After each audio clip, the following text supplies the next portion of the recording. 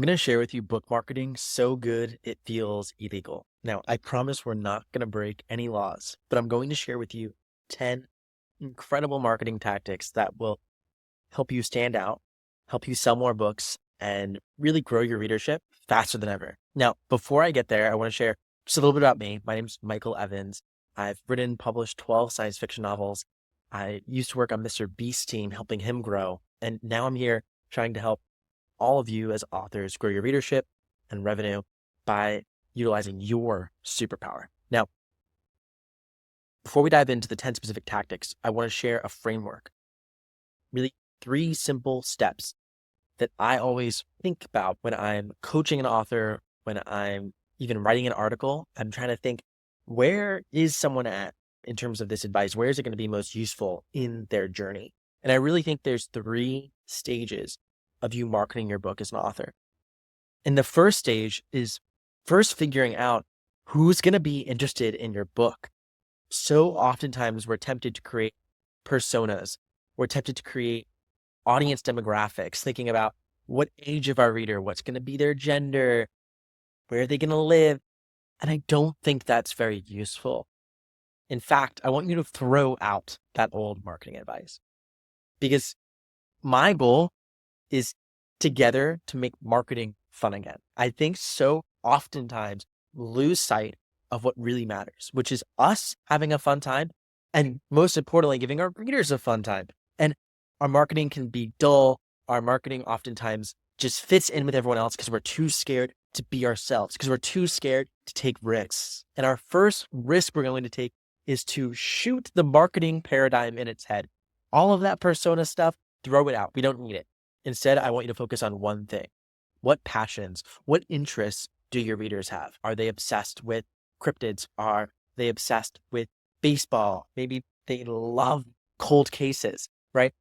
There's unlimited things that your readers could be interested in. In fact, there could be multiple interests that they have. Maybe they love basketball and they happen to love cold cases. This sounds like an interesting story. Regardless, that's what you want to focus on, because in reality, there's 2 really fun things about this. One is that when you think about just serving folks who share interests similar to yours, or at least that are similar to the stories you're writing, all of a sudden you can be so much more creative in terms of how you reach people and where you even go to find them. And the second thing is that there's likely so much more people interested in what you're creating than you can even imagine.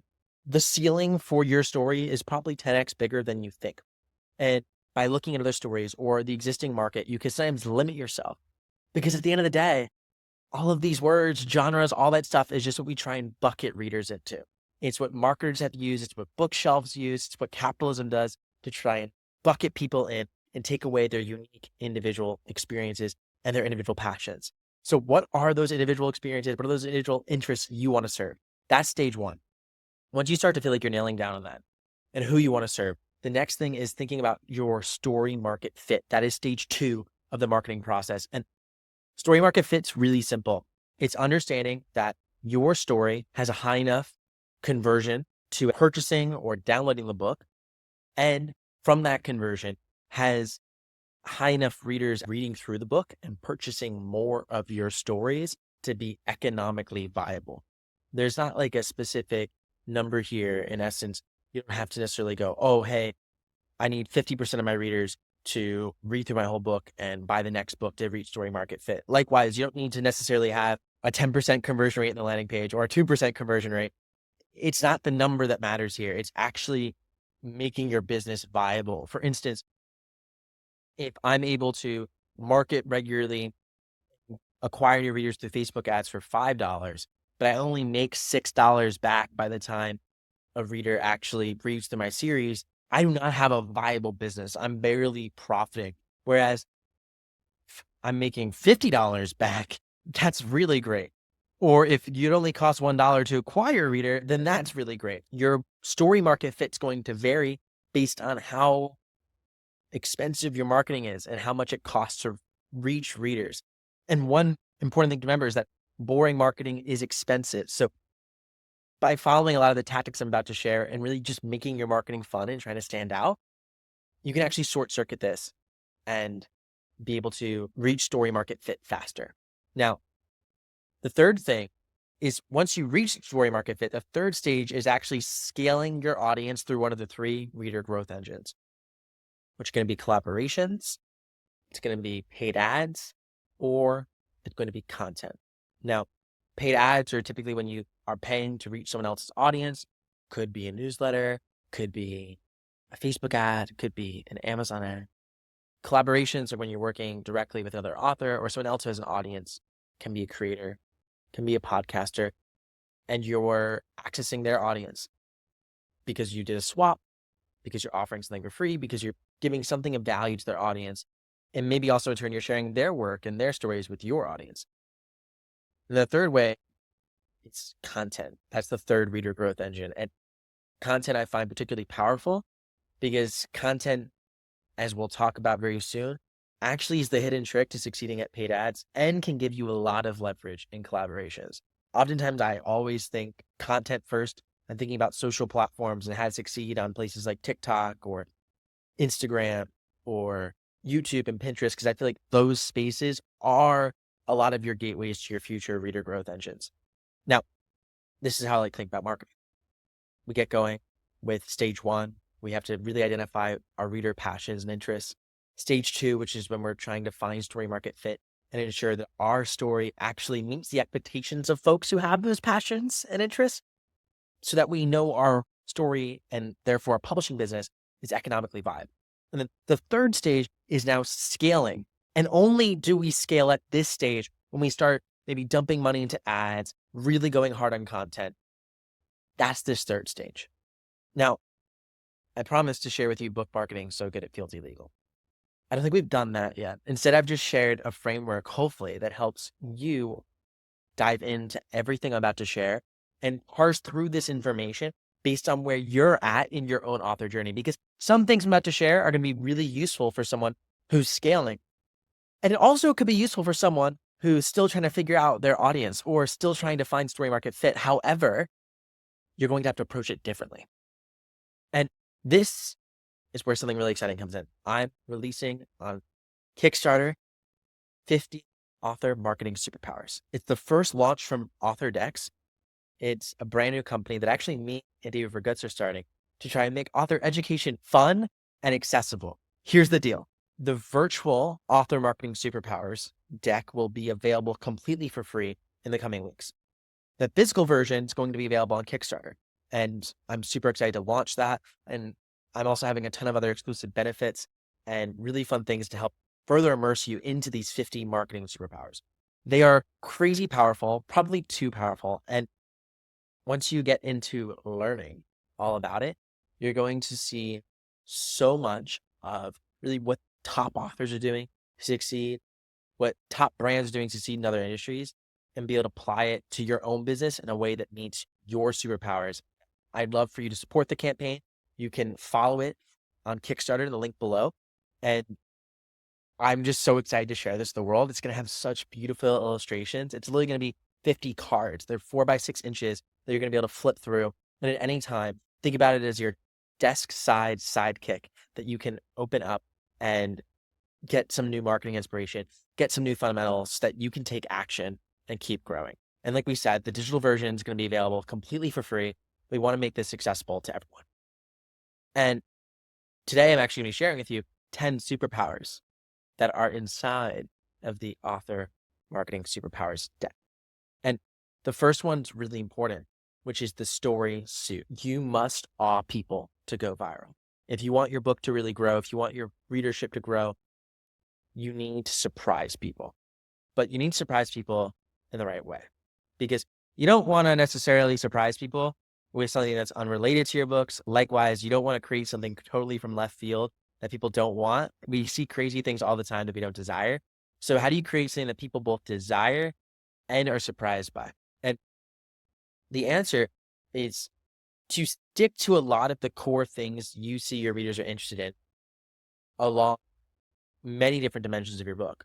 But you want to stand out in at least one of the following dimensions. The first is your packaging. You can have a really unique cover or really unique description that brings readers in and orients them completely differently in your experience. You can do this through how you describe your book. You could be actually inventing a new genre for yourself, if you're combining subgenres and tropes in a unique way. If you're serving a specific interest group, maybe you have a romance book for people who love going out in nature, or a romance book for people who've always wanted to travel to Thailand. That immediately becomes an interest within an interest that helps you stand out. And you can position that in your cover description, in your packaging of your story, to try and convert the right readers in, because some people are going to look at that and be like, I've never seen a story like this before. I need that. So don't be afraid to be loud about who your story is for. And it's okay if a lot of people go, I don't want that story. That's not for me. Because that's not the readers you're going for. And sometimes we try and fit our story into the mold of all the existing stories, when actually the interests our readers have are slightly different, and we want to speak to that. We want to honor that. You could be innovating based on your format of your story, the actual medium of your story. This could look like doing something like David Reguts. I had him on our last podcast and talked all about how he makes $2.4 million a year from his story letter business. You can find that video linked in the description. It's a really great one. He's basically turning a book into, now that same core story is told through letters. And that's so cool. That's a way to stand out. You could be going into podcasting, and serial podcasts are very popular and could be different ways for you to tell your story. You might be going into YouTube or TikTok and creating short form videos there that share your story with the world. Maybe it's thinking more about immersive stories or different formats entirely that haven't been invented yet, but that readers still desire. These are different ways to get your story to stand out. Oh, I've experienced something like that, but I haven't experienced it in that way. So yeah, I want that. It's like getting chocolate milk versus chocolate fudge versus a chocolate bar. It's all got chocolate. We all love chocolate, but it's in a slightly different format. And therefore, it becomes novel and unique and can attract people to make you stand out. Because remember, if you're just the same old thing, oh, there it is. Here's option number 10 of this book. It's so hard to stand out. You're going to have to spend so much more to get the attention of people. To stand out, you want to get away from dull marketing and make your marketing fun. Now, the third way to stand out is your marketing channel. You might be utilizing a marketing channel that not many other people are utilizing. You're in a space and putting your book in a space that orients you differently. I'll give an example based today. I was working a little bit from the beach, and when I was at the beach, I was noticing these boats going by that had ads on it. This is probably not going to work for most authors, but you can imagine your actual book as one of the things on the ad, and people will be like, oh my God, summer beach read. I don't see beach reads on the beach coming to me like this. Yes, I'll take it. What a unique way to advertise a book to me. So you could be thinking a lot about your marketing channel. And these are really the ways to stand out, and what I call your story suit, which is dress up your story in a way which is going to reach more readers. Now, the next thing, and this second tactic, is one-time marketing events. And one-time marketing events are essentially things you do that try and grab attention that are not really repeatable. But the whole idea is that you're using these things to build deep relationships with readers and to get sometimes your initial fan base or supercharge your fan base at a later stage. Let me give some examples. So I'm actually running this thing called the Big Pencil Party, and I'm giving away a massive pencil. I'm going to share with y'all a picture soon. It's a big pencil. I'll bring it onto the YouTube channel as well and show it in a podcast. It's being delivered now. And you get to win this massive pencil at this costume party I'm hosting. And now this costume party is a 10-minute costume party. You can dress up as anything. You can dress up your dog, whatever you want your entry to be. But then we're going to talk about the superpowers for the rest of the chat for the next 45 or 50 minutes. So instead of it being like another author webinar, it's a costume party, but we all get to learn and grow together, and someone gets a big pencil. That's a one-time marketing event. I'm not going to give away a big pencil every day. It's not really the idea, right? I might do something fun again. I'll always try and do fun things, but I'm not going to do that one thing again. But what it's going to let me do is create an event that drives buzz, that hopefully teaches me what's working with the author marketing superpowers, and can validate that something that is a great product and is very useful for y'all. You can think the same way about your books, launch parties, different activations. The best at this is actually Hollywood for marketing movies. They're very innovative. Recently, Apple had the latest season of The Severance, and they were like literally inside a massive train station in New York City with people there. You have Squid Games that does so many different activations. Their guards for the latest season 2. Season 3 is upcoming. They spent tens of millions of dollars on crazy activations around the world, having guards in big cities, having guards on boats going through Bangkok and Thailand, wild stuff. What's really cool about these one-time marketing events isn't just the reach you get through the event itself.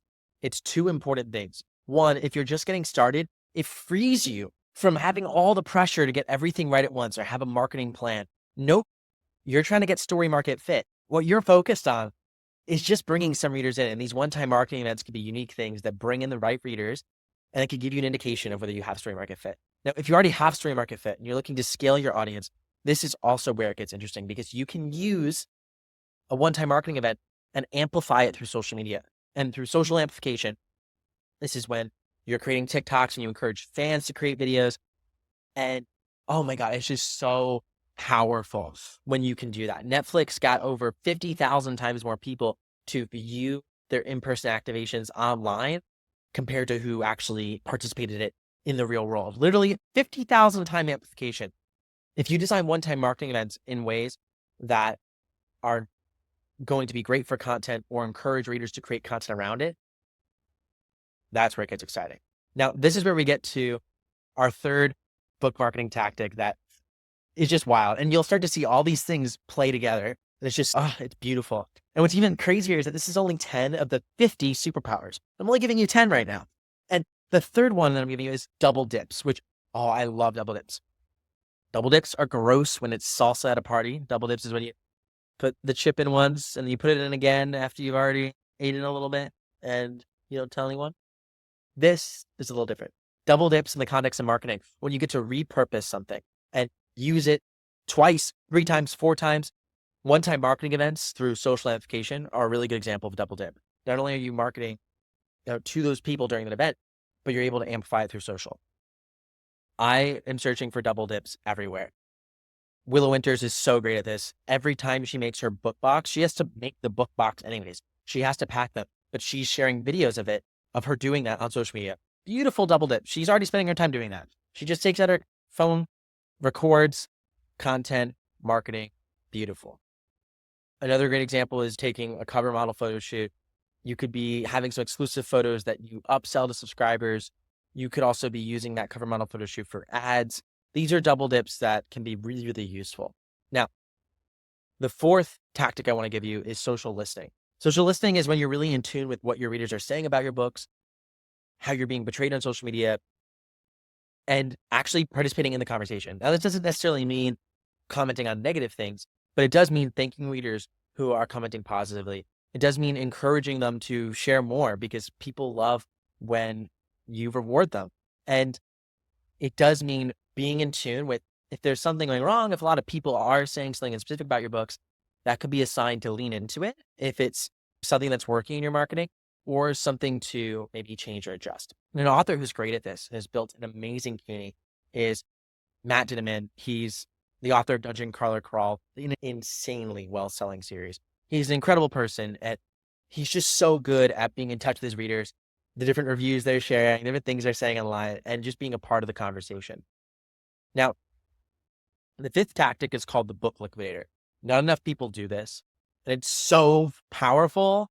This one's definitely dangerous. And it's when you are able to pay for advertising on something, capture emails, right? So you're capturing emails, growing your list, but then at the end, after that email, there's an upsell on the next page that either is a book bundle, it could be related products to your books, it can be buying a whole series up front. And on that page, your goal is to make back the money you spent on ads.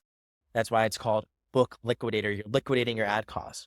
And with this, you're able to scale really quickly and grow your audience really fast. An example of this would be saying, I'm going to give you book 1 of the series away for free. Okay, great.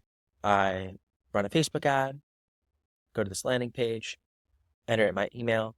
Maybe you get that email for 50 cents. Maybe it costs you 50 cents an average. Maybe you're getting clicks for 20 cents, about 2.5 clicks convert because it is free. Then on the next page, you go, hey, enjoy the free book. If you want this full series, normally it's $50. There's 7 books in this series. They each go for $7. But I'll give it to you right now for $19.99. I'm just throwing out numbers here, but you can see what I'm doing. Now, you spent 50 cents getting that initial email. If you're able to get one in this, using this math, 1 out of every roughly 40 readers to convert to the full series on the next page, you've now immediately made your money back. So if you can do that, there's pretty much nothing stopping you from scaling at that point. And you could scale, spend hundreds of dollars a day, even like many authors do, $1,000+ a day, growing your list, where now all of a sudden you can grow your list by tens of thousands of readers a month. And you might be thinking, but I'm giving away a whole series. I'm not making any money on it. You're going to have more books that you're coming out in the future. You're going to have more series to sell. And an offer like this that allows you to grow your audience so fast is going to pay massive dividends. Now, the math's going to look different for everyone else. Before spending $1,000 in ads, you definitely want to make sure this is working at a small scale.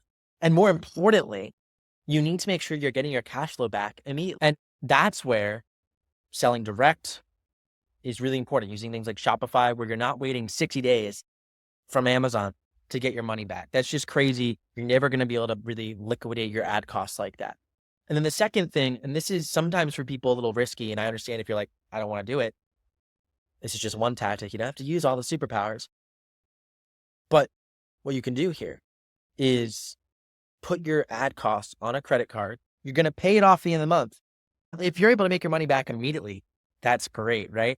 Now you have the money to pay off your ad costs on the credit card bill at the end of the month because you literally already made it back on day 1 and will be paid out 2 days later through Stripe. But it gets even cooler because now you have 30 days to profit from that reader before you have any marketing expense go out, which is where you can start to see like a 2x return on your ads within your first 30 days. That's just like mind-numbingly awesome. You really want to be thinking always about how you can build funnels that allow you to make money back immediately. And with that, unlocks limitless scale. Now, the 6th superpower here I want to share with you is the power of reciprocity. This is so important. When you give to people, it comes back. And you give with no ask for anything in return. You give with no expectation. Not everyone's going to give back to you. But one of the most universal things across all human culture, all generations, is reciprocity. When someone gives to you, they also feel a need to give back. And this is not something you're doing in some evil secret plan way. It feels really good to give. Giving is true having. It's one of the mottos I learned at Mr. Beast, and it's a beautiful motto. And it's something that I want you to take to heart. So many authors that are big in this community are really giving. And those giving ones are the ones who end up being successful because other authors want to support them. They want to collab. Readers see this and readers want to support them. Be giving to your audience. Default to giving, because what is the world about? Why take from people? Why keep all the joy and all your creativity to yourself when you could share it with the world and give away? And sometimes that means giving away things for free. Sometimes that means giving away discounts. Sometimes that means helping out a reader who needs it, because it all comes back. You have to remember that. And even if it doesn't come back in money, because life's not about money in the day, it's going to come back spiritually. It's going to come back in a really beautiful way. So give, and give to those around you. That's what it's about. Giving to the people you love, the people you care for, including this great community we're all part of. Now, superpower number 7 is called the content cannon. I'm not talking about a literal cannon. I'm talking about creating a ton of content online, more than you think you should be. Because I want you using this content that you're posting on TikTok, that you're posting on Instagram, to be tests. Tests for what? Tests for your ads. The content that performs best, I want you to be turning into ads. Because any content that performs well for free on social media is probably going to work really well as a paid ad. The other side of this is I don't want you paying a lot of money for paid ads and scaling your audience yet through advertising if you don't get a signal that you can do it organically through content. Go out there, Get some sales to your content. It's why I always like when people start with that reader growth engine. And then as you get those sales and as you do that, heck, now we have a cool opportunity for you to use that top performing content as paid ads. And being a follower of my own advice here, I want to give you something with absolutely no ask in return, which is a Google Doc link. I'm not going to require your email, nothing. It's a Google Doc link that contains my marketing guide for authors on creating content. It's an excerpt. It's a 70 or 80 page excerpt. So it's a long excerpt on how to create content from authors from my book, Creator Economy for Authors. You can get that free in the link below. Now we're on to superpower number 8, but just a quick note for those watching the YouTube version, I had to move out of the library and I'm now in a new location. I've been traveling around, at least right now I'm living out of a hostel. It's pretty fun. Don't worry. It's great. I'm just doing a little bit of a nomad lifestyle for a little bit and enjoying it. Now that I'm in my new location, I want to share superpower number 8, which is reader napping. Reader napping ties a lot into StorySuit. I talked with StorySuit how it's important to differentiate your marketing channel. That could be a great way to reach new readers. And the thing is, reader napping is all about understanding if you could steal readers from someone, who would you steal them from? Now, not necessarily, we're not going to actually steal them. First of all, we're not going to actually kidnap readers. That would be illegal. That would be book marketing that's actually illegal. None of that. Instead, what you need to do is think about if you could have someone's audience, whose audience would you want? Who would have the highest overlap with you? Now, what I want you to think about is not just authors and books, but instead podcasts, YouTube videos, blogs, TikTokers, because a lot of those audiences are what I'll call underutilized attention. Everyone's shown a million products all the time, but how often are fiction books mentioned on podcasts or fiction books mentioned in YouTube videos? Less often. And those can be really good places to actually advertise your books. I saw on an actual history channel I was watching, a fiction author who writes historical fiction advertise their book there. They paid for a sponsorship. Kind of genius. And they paid for it multiple times, so I'm guessing the first time went well. So those are places to think about, places where people who read would love what you're doing, but they don't normally hear about books there. That's what reader napping is all about. Spotting the places where there's underutilized attention that you can put your book in. Superpower number 9 is social hacking.